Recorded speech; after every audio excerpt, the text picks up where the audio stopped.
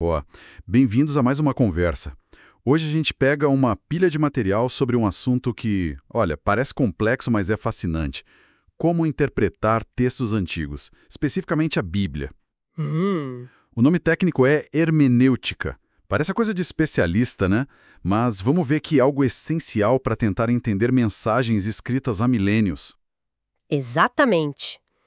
A palavra tem origem grega, né? Ligada a Hermes, o mensageiro dos deuses, e, de forma simples, hermenêutica é, assim, a ciência e a arte de interpretar a Bíblia. Ciência e arte, como assim? É ciência porque tem regras, tem princípios lógicos que a gente pode seguir, sabe? Mas é também a arte, porque, poxa, a linguagem humana é cheia de nuances, né? Super flexível. Verdade. Se você aplicar as regras de forma muito mecânica, muito fria, pode acabar distorcendo o sentido todo. E a gente pensa nisso tanto de forma geral, para o texto bíblico como um todo, quanto de forma mais específica para cada tipo de escrita, parábolas, profecias, cartas. Cada um tem sua manha, digamos. Certo. Mas assim, por que essa necessidade toda? Não dá só para pegar, ler e pronto. Acontece que, como os textos que a gente viu mostram, existe uma distância enorme entre nós hoje e quem escreveu ou leu a Bíblia lá atrás. Vários abismos, né, como eles chamam. Isso, são barreiras bem significativas para a gente entender assim de bate-pronto. O primeiro é o que chamam de abismo histórico. A distância no tempo. Exato. Estamos falando de séculos, às vezes milênios.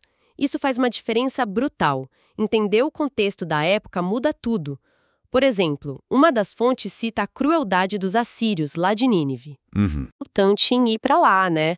Não era só, sei lá, teimosia. Tinha um motivo bem pesado por trás. Faz todo sentido. É realmente outra realidade. E imagino que, além do tempo, a cultura também pesa pra caramba. Sem dúvida, esse é o segundo ponto, o abismo cultural. Nossos valores, nossos costumes, nosso jeito de pensar o mundo, é tudo muito diferente do deles.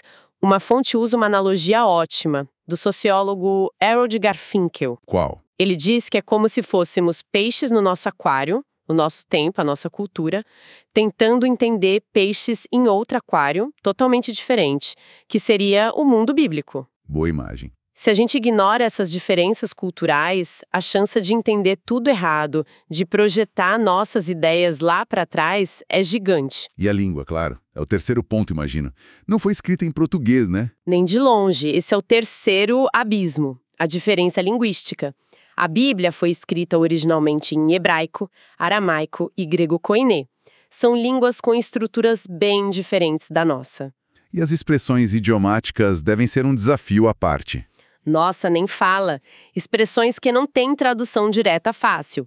Aquele exemplo clássico que sempre aparece: o Senhor endureceu o coração de Faraó. Se a gente lê isso literalmente, pode parecer uma coisa, mas no contexto idiomático da época pode significar algo como Faraó já estava obstinado e Deus confirmou essa escolha dele. Sabe, a tradução literal pode enganar bastante. E tem um quarto ponto ainda, a lacuna filosófica. Filosófica. Como assim? A visão de mundo deles, sobre como o universo funciona, sobre causa e efeito, sobre o papel do sobrenatural no dia a dia. Eles tinham pressupostos diferentes dos nossos, muitas vezes. A gente precisa ter consciência disso para não impor, sei lá, nossa visão científica moderna num texto que pensava o mundo de outra forma. É preciso notar semelhanças, mas também os contrastes. Ok, então temos esses 4 grandes desafios: o tempo, a cultura, a língua e a visão de mundo. E a hermenêutica seria, então, a caixa de ferramentas para tentar construir pontes sobre esses abismos, é isso? Exatamente essa é a ideia. Mas ela não trabalha sozinha, né? Pelo que vi nas fontes, ela está conectada com outras áreas do estudo bíblico. Como ela se encaixa nesse quadro maior? Ótima pergunta. Ela é parte de um processo maior, sim. Imagina uma sequência, assim, conceitual. Primeiro vem o estudo da canonicidade. Que é decidir quais livros entram na Bíblia, certo? Isso. Quais livros são considerados divinamente inspirados, quais formam o cânon. Depois disso, vem a crítica textual. Crítica textual. Como a gente não tem os manuscritos originais, só cópias de cópias feitas ao longo dos séculos, essa área compara as milhares de cópias antigas que existem para tentar reconstruir o texto o mais próximo possível do que foi escrito originalmente. É um trabalho minucioso. E dá para confiar nesse processo? Olha, um estudioso muito respeitado, F.F. Bruce, é citado nas fontes dizendo que apesar de ainda existirem algumas pequenas dúvidas textuais aqui e ali, elas não afetam nenhuma questão essencial da fé ou da prática cristã. O grosso do texto está muito bem estabelecido. Entendi. Então, primeiro definimos os livros, cânon, depois tentamos reconstruir o texto da melhor forma possível, crítica textual. Qual o próximo passo? Aí entra a crítica histórica. Essa área investiga as circunstâncias da escrita de cada livro, quem escreveu, quando escreveu, para quem, em que situação histórica, política, social. Entender o contexto original da escrita é fundamental para captar a intenção do autor. Mesmo que alguns críticos históricos no passado tivessem visões mais céticas. Sim, as fontes mencionam isso. Alguns associam crítica histórica a uma visão mais liberal por causa de certos estudiosos. Mas é perfeitamente possível e importante fazer essa análise histórica a partir de uma perspectiva mais conservadora também, buscando entender o mundo do autor. O contexto é chave. E só depois de tudo isso, cânon, texto, contexto histórico, é que a hermenêutica entra em cena para valer, para interpretar o texto que a gente já tem. Exatamente, com o texto mais confiável que a gente consegue ter e com o contexto histórico em mente. Aí sim a gente usa os princípios da hermenêutica para fazer a exegese. Exegese. Essa palavra aparece bastante. Exegese é basicamente tirar o significado do texto, extrair o que está lá. O contrário disso que a gente sempre tenta evitar é a exegese. Que seria? Enfiar as nossas ideias, as nossas opiniões no texto, projetar o que a gente quer que ele diga. A hermenêutica dá as regras do jogo, os princípios, para a gente fazer uma boa exegese e evitar a exegese. E o resultado final dessa interpretação, dessa exegese bem feita, onde isso vai parar? Basicamente, alimenta duas grandes áreas da teologia. A primeira é a teologia bíblica, que olha para como a revelação de Deus foi se desenvolvendo ao longo da história contada na própria Bíblia, do Gênesis ao Apocalipse. Acompanhando a narrativa, digamos. Isso. E a segunda é a teologia sistemática, que pega tudo que a Bíblia ensina sobre um determinado assunto, Deus, salvação, pecado, anjos, futuro, etc., e organiza de forma lógica por tópicos. Ah, entendi. Então, a hermenêutica funciona como essa ponte crucial. Ela liga os estudos mais técnicos do texto e da história com a construção do pensamento teológico, seja ele bíblico ou sistemático. Visualmente seria cânon, crítica textual, crítica histórica, aí entra a hermenêutica, guiando a exegese, e isso resulta na teologia bíblica e sistemática. Entendi a sequência. Agora, aqui a coisa começa a ficar realmente interessante. Porque as fontes que a gente analisou mostram que a própria ideia de como a Bíblia foi inspirada não é um consenso, e a visão que cada um tem sobre a natureza do texto afeta diretamente como ele vai interpretar. Certo? Afeta tudo, é o ponto de partida. A sua visão sobre o que a Bíblia define como você vai abordá-la, como vai lê-la. As fontes traçam, basicamente, 3 grandes linhas de pensamento sobre a inspiração. Quais são elas? Primeira, tem a visão mais liberal. Para essa perspectiva, a Bíblia é inspirada mais ou menos como outras grandes obras da literatura mundial, sabe? Tipo Platão, Shakespeare. Como um clássico da humanidade. Exato. É um registro valioso da evolução religiosa de um povo antigo, Israel, e do cristianismo primitivo, mas é vista essencialmente como um livro humano, com as limitações, as concepções da época e até possíveis erros históricos ou científicos que se esperaria disso. Ok. E a segunda visão? A segunda é a neo-ortodoxa. Aqui a coisa fica um pouco mais sutil, tem variações, mas a ideia geral é que a revelação de Deus não está tanto nas palavras exatas do texto, mas sim nos atos de Deus na história que o texto relata. Então, a Bíblia não é a palavra de Deus, mas contém ou aponta para ela. Algo assim. A Bíblia se torna a palavra de Deus para você quando você tem um encontro pessoal, existencial com a mensagem dela. O texto em si pode conter o que eles chamariam de mitos ou erros factuais, mas o importante é a verdade existencial que você encontra ali, naquele encontro. Entendi. É uma visão mais subjetiva, focada na experiência do leitor. Isso. E a terceira é a perspectiva ortodoxa, ou mais conservadora. Essa visão afirma que Deus operou através das personalidades, dos estilos, das pesquisas dos escritores humanos, de tal forma que o resultado final, o texto escrito nos originais, é soprado por Deus. A expressão grega é theopneustos, lá de 2 Timóteo 3,16. Então a inspiração está no próprio texto. Exatamente. Nas palavras do texto original, não apenas nos autores ou na experiência do leitor. Nessa visão, a Bíblia é vista como um depósito de verdade objetiva revelada por Deus. E por isso mesmo, a hermenêutica se torna a ferramenta indispensável para a gente descobrir e entender corretamente essas verdades que estão lá. Entendi as 3 grandes abordagens, bem diferentes mesmo quanto à natureza da Bíblia. E isso, claro, deve gerar debates intensos sobre como interpretar na prática, né? Quais são as grandes polêmicas na hermenêutica hoje que as fontes destacam? Com certeza gera. Uma das primeiras e mais fundamentais é sobre a validade na interpretação. A pergunta é: um texto bíblico tem um único significado válido e correto, aquele que o autor original pretendeu? Ou ele pode ter múltiplos significados válidos, dependendo de quem lê, da cultura, da época? A questão do o que significa para mim. Exato.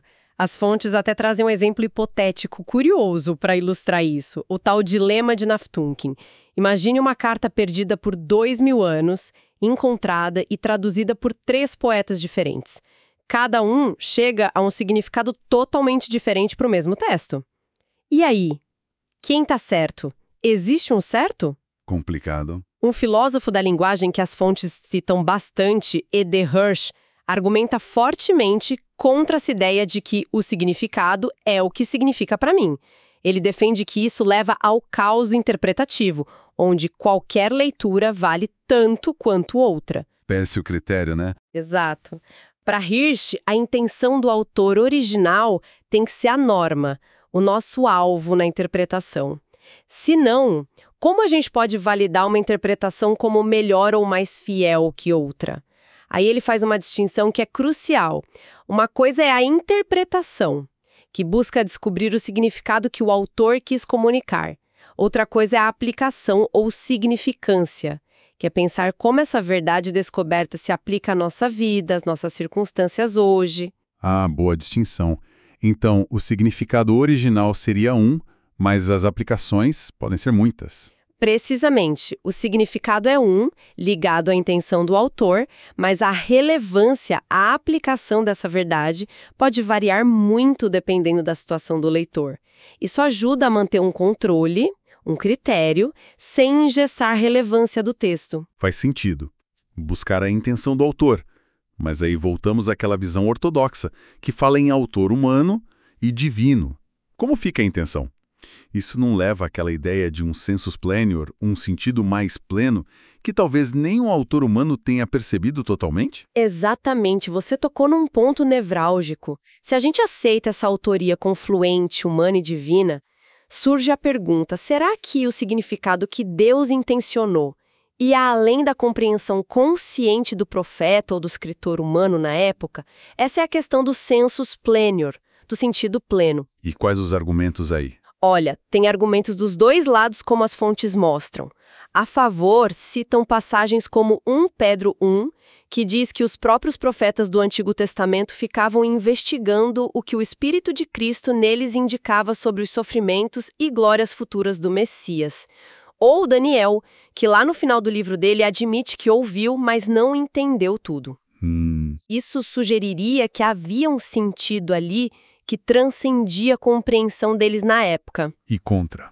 Qual o perigo? O grande receio do outro lado é que isso abra a porta para a subjetividade total. Qualquer um poderia chegar e dizer: "Ah, eu descobri um sentido secreto aqui que ninguém viu antes, foi o que Deus quis dizer."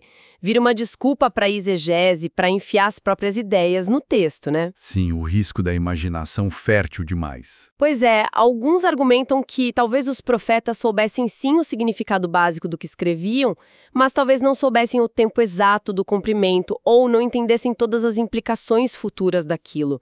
Então, uma regra de ouro que as fontes sugerem para lidar com isso é só aceitar um sensus plenior se uma revelação posterior, dentro da própria Bíblia, por exemplo, um autor do Novo Testamento explicando uma passagem do Antigo indicar claramente esse sentido mais profundo. Entendi. Precisa de confirmação bíblica posterior. Não pode ser só a minha intuição. Exato. Muita cautela com isso. Ok. Outro ponto que sempre dá o que falar e as fontes também abordam. Como a gente sabe se deve ler algo literalmente, ou como figura de linguagem, ou como símbolo? Essa confusão é comum, né? Muito comum e crucial. As fontes dão um exemplo ótimo com a palavra coroa. Ela pode ter sentidos bem diferentes. Tipo, Pode ser literal. O rei usava uma coroa de ouro e joias. É um objeto físico na cabeça dele. Pode ser figurativa. Imagina um pai muito bravo dizendo para o filho adolescente: "Se você me chamar de coroa de novo na frente dos seus amigos, você vai ver estrelas." Clássico. Ninguém acha que o filho vai literalmente ver estrelas no céu. Nem que o pai é um rei de verdade. Mas a mensagem é real e clara. O pai está irritado e vai ter consequências se ele repetir. É uma figura de linguagem para expressar uma realidade. E pode ser simbólica. Pensa na mulher de Apocalipse 12. Vestida de sol com a lua debaixo dos pés e uma coroa de 12 estrelas na cabeça. Apocalipse é cheio disso. Exato. A coroa e as estrelas ali não são literais. Elas representam outra coisa. Uma realidade maior, talvez Israel e suas 12 tribos, ou a igreja, dependendo da interpretação. O ponto crucial é: todos esses usos, literal, figurativo, simbólico, podem apontar para realidades concretas, mas de formas diferentes. E o erro é confundir as formas, imagino. Exatamente. O erro acontece quando a gente interpreta de um modo diferente do que o autor intencionou. Se ele usou uma metáfora e a gente lê literalmente, ou vice-versa. A gente perde o sentido original. E como saber a intenção? Essa é a pergunta de 1 milhão, né? É a grande questão. As fontes apontam algumas pistas principais. Primeiro, o contexto imediato da passagem e do livro todo. Segundo, o gênero literário. Poesia não se lê como um código de lei, nem como uma carta pessoal ou uma narrativa histórica. Cada gênero tem suas regras. E terceiro, a própria gramática e sintaxe da frase podem dar dicas. É um trabalho de detetive, usando essas pistas. Certo. E a condição espiritual de quem está lendo? Isso faz diferença na capacidade de entender a verdade do texto? Ou alguém sem fé nenhuma, mas com um ótimo preparo técnico em línguas e história, pode entender tão bem quanto um crente fervoroso? Esse é outro debate clássico que as fontes trazem à tona. E existem basicamente duas escolas de pensamento aí. Quais? Uma linha diz que a interpretação, no sentido técnico de entender o significado gramatical e histórico, é uma habilidade intelectual. Então, com as mesmas ferramentas, conhecimento das línguas, da história, do método hermenêutico, a qualidade da interpretação será basicamente a mesma, independentemente da fé ou da condição espiritual do intérprete. Faz sentido. É uma questão de competência técnica. Por outro lado, tem outra linha, que se baseia em passagens bíblicas como 1 Coríntios 2, que fala que o homem natural não compreende as coisas do Espírito de Deus porque lhe parecem loucura. Ou 1 João, que diz que quem odeia seu irmão está em trevas e não sabe para onde vai porque as trevas lhe cegaram os olhos. Textos fortes. Sim, essa linha argumenta que a condição espiritual, a presença de pecado não confessado, a falta de um relacionamento com Deus, a falta de amor, pode sim obscurecer o entendimento e criar uma espécie de cegueira espiritual que impede a pessoa de perceber e aceitar a verdade divina, mesmo que ela entenda intelectualmente o que o texto diz. E como resolver essa tensão? As duas visões parecem ter base bíblica. Uma forma de conciliar que as fontes sugerem é pensar no tipo de conhecimento que a Bíblia valoriza. Talvez não seja só o conhecimento intelectual, o entender com a cabeça. Tiago diz que até os demônios creem e tremem. Eles têm conhecimento intelectual sobre Deus. Verdade. O conhecimento bíblico mais profundo seria aquele que envolve a pessoa toda, que leva à ação, à transformação de vida.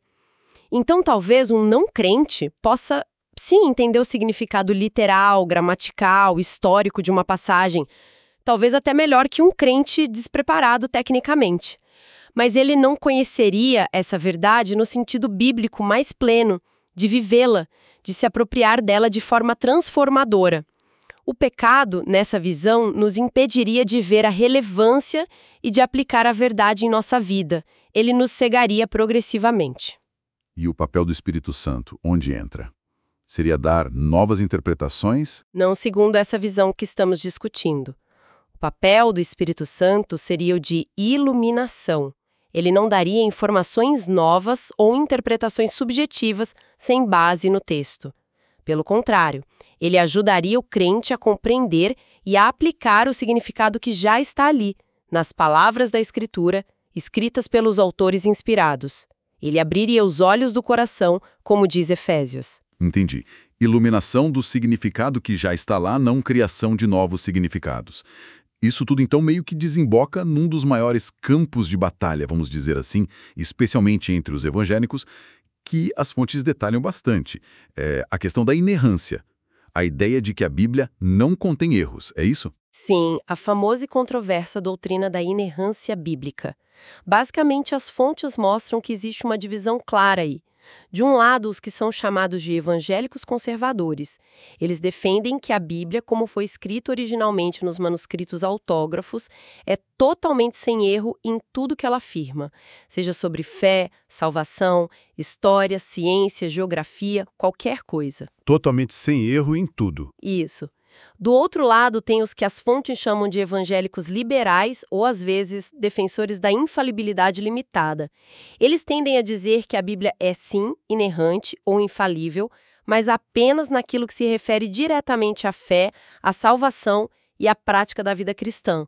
Nas questões consideradas secundárias, detalhes históricos, científicos, etc., ela poderia conter erros ou imprecisões, reflexo da cultura da época. E por que essa briga é tão importante para como se interpreta a Bíblia? Qual o impacto prático disso? Tem pelo menos duas razões principais que as fontes apontam.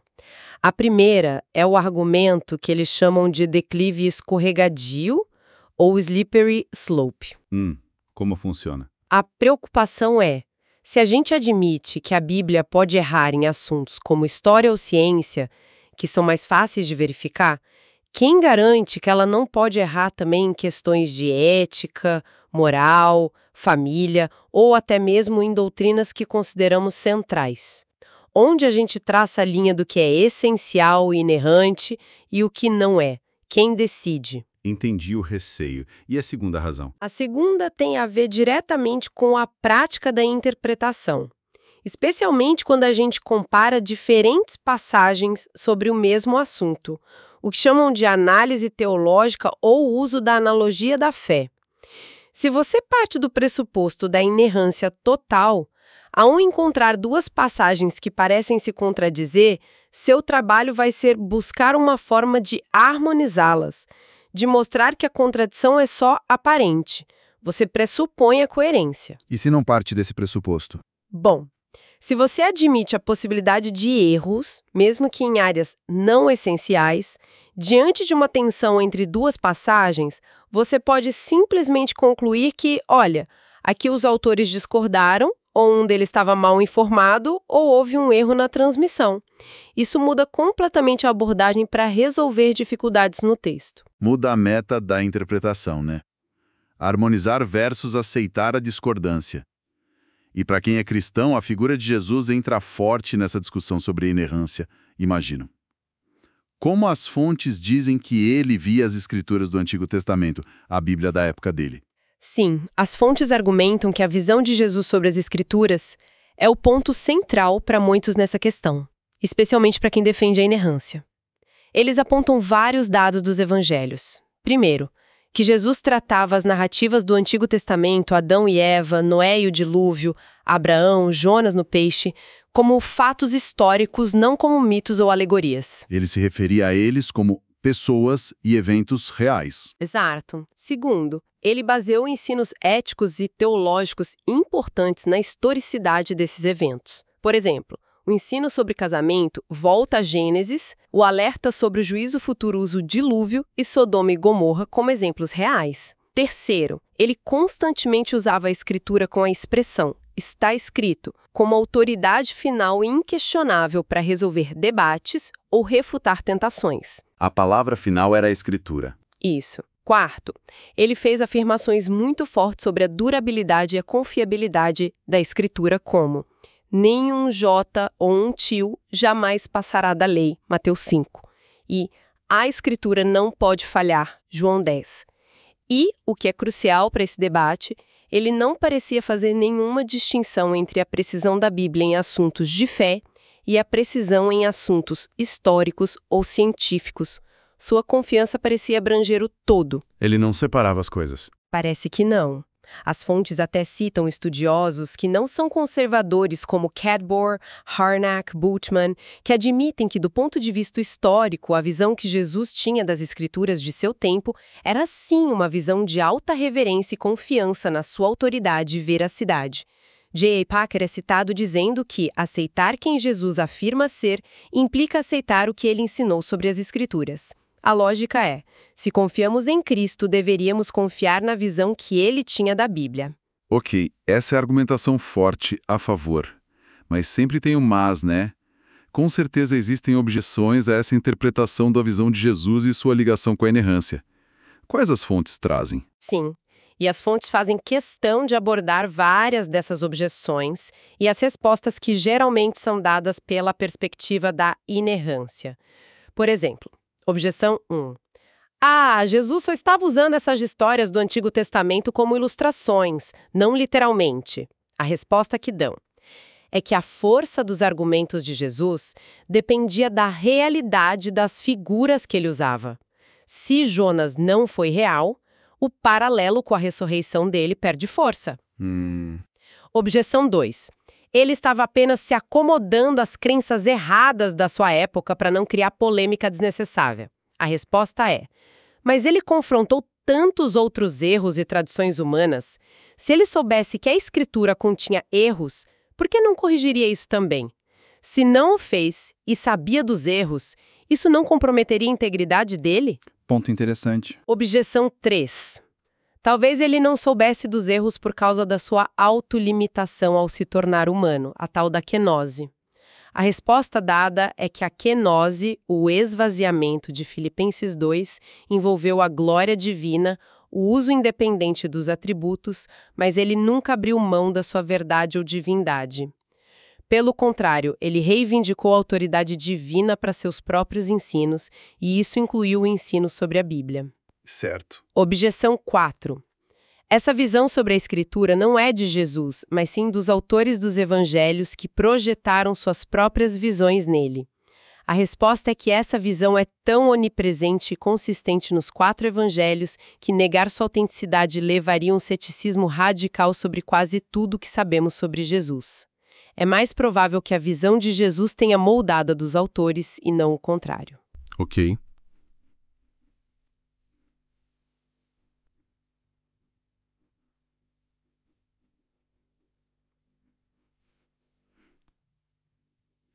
Que mais? Objeção 5. A clássica. A inerrância, se existe, só se aplica aos manuscritos originais, autógrafos, que nós não temos. A resposta é dupla. Primeiro, a crítica textual nos deu um texto grego e hebraico extremamente próximo do original, com altíssimo grau de confiança. Segundo, as variantes textuais que ainda existem são mínimas e não afetam nenhuma doutrina essencial. Lembra do F.F. Bruce que citamos. Sim. Objeção 6. A Bíblia é infalível só em questões de fé e prática, não em história e ciência. Visão de Daniel Fuller, por exemplo. A resposta comum é que a própria Bíblia não faz essa distinção. Passagens como 2 Timóteo 3,16 dizem toda a Escritura é inspirada, sem dividir em partes mais ou menos confiáveis. Não haveria base bíblica para essa separação. Entendi. Objeção 7. O que importa é ter um relacionamento com Cristo, não defender uma doutrina sobre uma Bíblia inerrante. A resposta é que as duas coisas estariam ligadas. A visão sobre a Escritura está conectada à cristologia, quem é Cristo. Se Jesus estava errado sobre a Bíblia ou se enganou conscientemente sobre ela, isso afetaria sua credibilidade e até sua divindade. A confiança em Jesus e a confiança na Bíblia estariam atreladas. Exato. E, finalmente, a objeção 8. Mas existem contradições e erros claros na Bíblia? A resposta, geralmente, é que muitas dessas supostas contradições são apenas aparentes e se resolvem com mais estudo, mais conhecimento arqueológico, linguístico, cultural. A busca por harmonia é um processo contínuo e muitas dificuldades já foram solucionadas. E tem a questão da lógica, né?